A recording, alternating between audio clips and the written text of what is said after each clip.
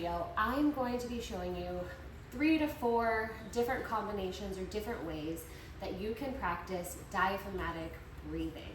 So with diaphragmatic breathing, what we need to understand is it's like a 360 breath. So we want to think or imagine that it's like a balloon blowing up inside of our belly and that our rib cage is expanding out, that it's not flaring up, okay? So what we're going to be doing, or one of the movements that we can be doing, is we're going to take a band of some sort. Make sure that it's not squeezing you too tight. You can also use a band like this as well. Doesn't really matter what type of band, just one that kind of fits around. It can hug you a little bit, but make sure it's not just kind of fully squeezing you together so that you can't get a good breath. Now, what we're going to be doing is we're going to be, again, expanding through that rib cage. Now, what I like to do to help make sure that my pelvis can move freely is I want to sit on something like a yoga block, and that way when you're here, you can move the pelvis and the rib cage and get in a better position of stacking that pelvis on top, or stacking that rib cage on top of the pelvis. And we're not putting a whole lot of strain on that pelvic floor. The pelvic floor is able to open properly how it's supposed to whenever we're breathing. Now, if you don't have a yoga block, that's perfectly fine. You can also just use a rolled up towel. So we're gonna put this underneath. I actually prefer a rolled up towel. It's a little bit softer and I feel like it's more comfortable to use as well. So I'm gonna get into this onto this rolled up towel here. And then from there, I'm gonna sit nice and tall and I'm going to kind of push this band out with my breath. So here.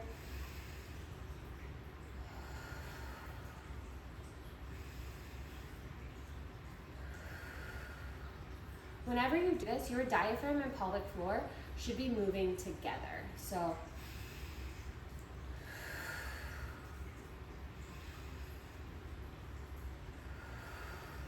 if I was to belly breathe, this is a belly breath. If I was a chest breather, so this breath is really, really subtle. It's right into the rib cage, pushing out. And at first it can be really, really hard. If you don't even want to use the band at first, you just want to use your hands and try to feel into it.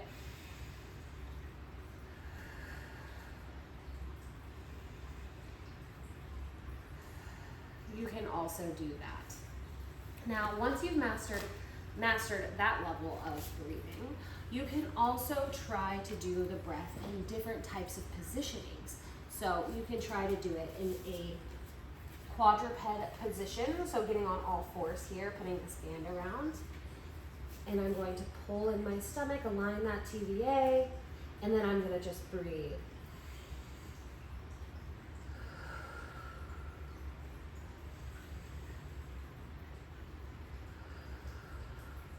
This one can be a little bit harder if your hips start to sag.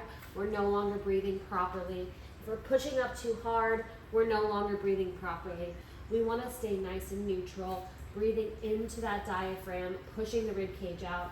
Again, if I was belly breathing, it would look like this.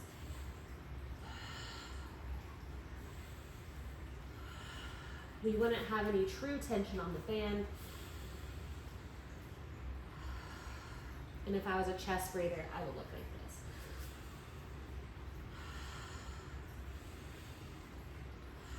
this. You would see or feel like that's pretty exaggerated, even just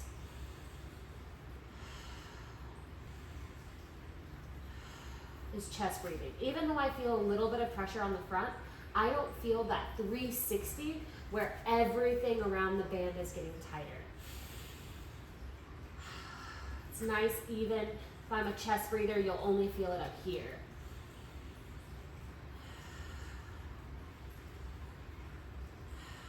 So really make sure that we're breathing all directions into the band when practicing diaphragmatic breathing.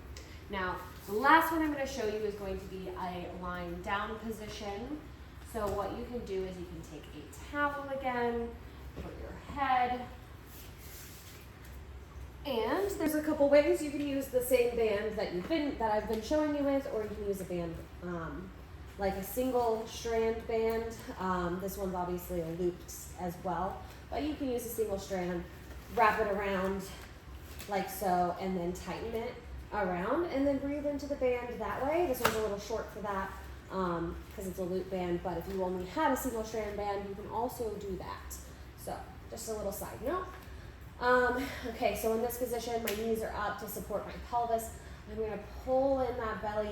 You don't have to force the back down or lift the glutes up or anything. We're just going to get pretty close to the ground. Doesn't have to be perfect. We all have a natural lordotic curve, so we don't need to try to force it the opposite way or anything. We just need to make sure that the TVA is engaged and that we're aligning the spine somewhat. And then again, we're going to be breathing into that diaphragm.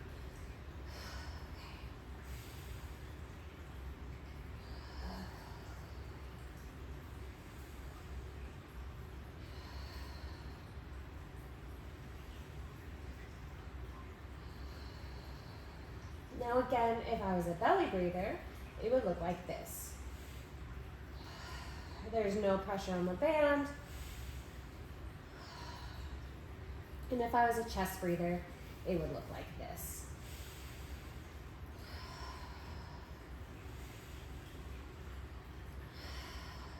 And there's a pressure on the front of the band, but not on the sides or the back. So that's how you can kind of differentiate, make sure that you're really breathing into the diaphragm. You only feel pressure right here. We're still breathing into the chest, so make sure it's a full expansion. The clavicle should also go straight up towards the ceiling. As the expansion happens, they shouldn't lift up towards the ears. So that's another indicator. You can film yourself to make sure that they're not lifting up towards the ears, that they're just expanding with the rib cage.